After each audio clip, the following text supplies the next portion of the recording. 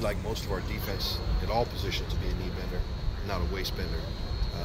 So he's able to come out of his hips and drive and break in back part of the field, which is very important for safety to do. Caleb Tremblay is somebody who kind of, at least at the one-on-ones, is standing out a lot. What are you seeing from him? He's got a very good motor. I think all this is obviously brand new to him, and the techniques are brand new to him. But I really like his motor, and I like his ability to strike, and I think it's gotten better and better, and I think it'll continue to get better. Do you bring in a guy like that from a JC with? I know you always say you bring everybody in with the intention of playing him, but is it much more realistic for somebody like him to come in and make an impact right away?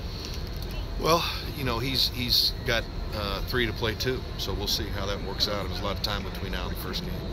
Sorry, this is a repeat, but with Cameron Smith, what was the advice you gave him when he was trying to decide whether or not he wanted to enter the NFL or come back? Yeah, we had some really good conversations. I think his first year here, he played the dime linebacker. In the NFL level, he's more suited to be a Mike linebacker, and last year was his first year playing Mike linebacker, so I thought it would benefit him by playing the same position 2 years in a row.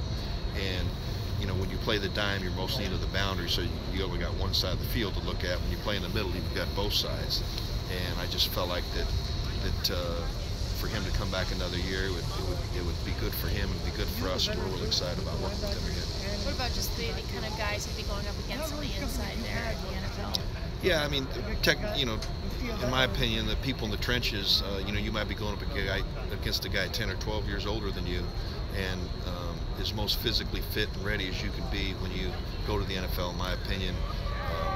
That's when you should go, instead of going to the NFL, being put in an incubator where they put you on the bench for 2 years, 3 years, and you just try to make it because your body's still got to grow and develop. I think skill guys, DBs, receivers, running backs, if you can catch a slant, or if you can cover somebody or run the ball, you're going to be able to do that. But it's when you got to get your hands on people that might be 10 years older than you, it's a little bit different. Where do you think Cameron can grow the most this season? I think his ability to play in space, his ability to have a better feel in the passing game would help him. He's led us in tackles the last 2 years at 2 different positions. So we know he's got a nose for the ball in the running game, and he's made a lot of plays in the passing game, but I just think that's one area that he can potentially get better at. I think also being an internal blitzer on running backs will be something we're focusing on with him. Last fall, you were talking about how you thought Greg Johnson was maybe ready to play for you last year. Has he kind of picked up where he left off last year? He has, because of the shoulder injury and the surgery that he has. We haven't been able to see him full live in 11-on-11 drills in terms of tackling and that type of thing. But he's very much a gym rat kid. Asks a lot of questions. I think he's very coachable, and he's a guy that's going to compete and have an opportunity to play for us. How has not having Jack Jones affected you guys, or what you want to do this spring? Well, we just move on, next man up. Isaiah's played a lot of football for us last year. It gives an opportunity for the younger guys to move in and get a lot of reps. So we'd love to have him out here, but obviously he's not. He's working on some other things, and he'll be here in the fall. Do you give him any stuff that he can work on, playbook-wise, or film or anything? Yeah, we visit with him. He comes by and sees us, and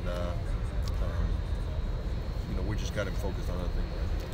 With Chris Hawkins leaving, do you have any idea who takes over that kind of role of the leadership in the secondary? Yeah, obviously Marvell will be a guy that this will be his 3rd year in the system, and he's a full-time starter 2 years in a row now.